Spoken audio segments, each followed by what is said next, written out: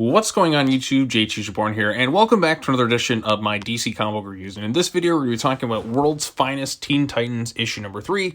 This one is written by Mark Waid, and the art for this particular issue is done by, let's see how I can pronounce this, Emanuela Lupacchino. I apologize, I've probably butchered that name really horribly, but this one is issue 3 of the World's Finest Teen Titans book, and this time we're going to TITANSCON. That's right, a whole Comic-Con dedicated to a bunch of rabid fans of the Teen Titans characters. So the Titans actually show up to this convention, and they're greeted by, well, let's just say some rabid fans.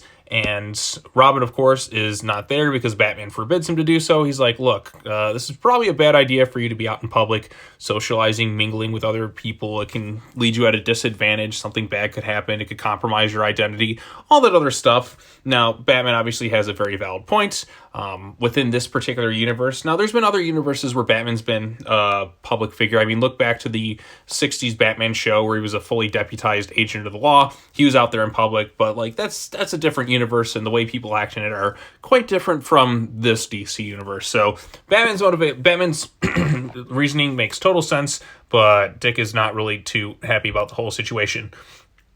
So while this is going on, some creepy dude with magical powers shows up at the con, causes a bunch of chaos. He has a thing for Bumblebee. Now, the description of the issue mentions like the character's name is Toyboy, and he has a thing for Wonder Girl, but that's completely wrong. In the issue, he has a thing for Bumblebee, so I'm not sure who messed up that one.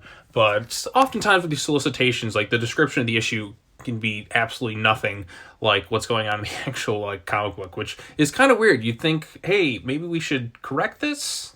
I don't know, but that's just me. But anyways, he has this thing. I did like the Easter egg of the 89 Batmobile making an appearance in this thing. My all-time favorite Batmobile right there. Beautiful looking car.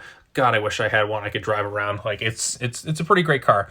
So anyways, that's going on. Eventually, they're able to kind of apprehend the guy thanks to Robin kind of showing up. And Bumblebee gets like one good solid left hook right on this guy's face. And he's taken off to jail. Robin feels kind of down because there is a bit of a disconnect between him and other members of the team. He's feeling kind of lonely and kind of left out. But there's some tension between the teammates and like some issues kind of like unfolding, if you will, like being set up for future things. And basically kind of the end of this issue has Toyboy being broken free and given a chance to join the Terror Titans. So there's this mysterious figure who's been kind of in the background, I think in the first issue and the second issue of this particular comic book, kind of like setting the seeds for something big to kind of come down the line with this particular story arc. So overall consensus, I did have a little bit of fun with this particular issue. Did I like it more than Titans number 3 that I just covered on the channel? Maybe just a little bit, but like again, this is a very different era and a different feeling book, and I think because it's more so like loosely tied in terms of like the current timeline, you can kind of have some fun and kind of play around with things a little bit. That's what Mark Waid's been doing in Batman Superman World's Finest. I don't think World's Finest Teen Titans is quite as good as Batman Superman World's Finest. Even at its best, I think it's not as good as Batman Superman World's Finest at its weakest, but I should probably not like necessarily try comparing them as much because again, different characters involved, different setting, different themes, different stuff going on there.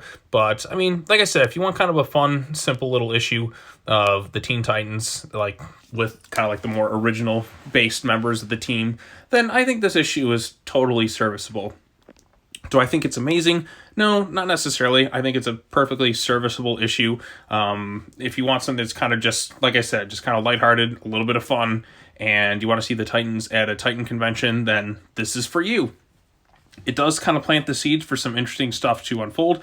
I'm curious to know more about this mysterious figure who's been kind of in the background, if you will, within some of these issues. So, like, seeing that stuff, I think, has me a little bit intrigued, a little bit excited.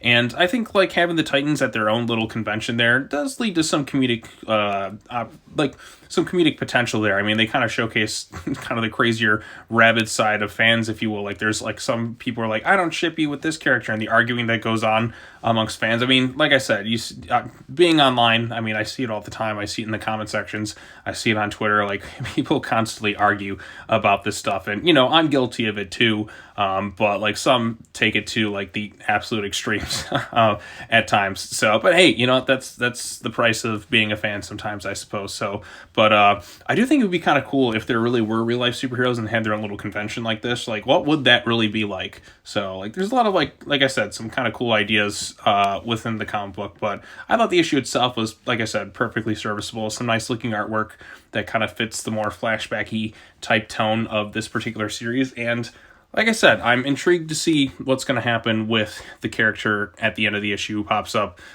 capturing this one guy who's a simp for Bumblebee. Not Wonder Girl, as the description of the issue states, but, you know, Bumblebee. So, anyways, those are my quick thoughts on this issue. If you have anything to say or add to it, let me know in the comment section down below.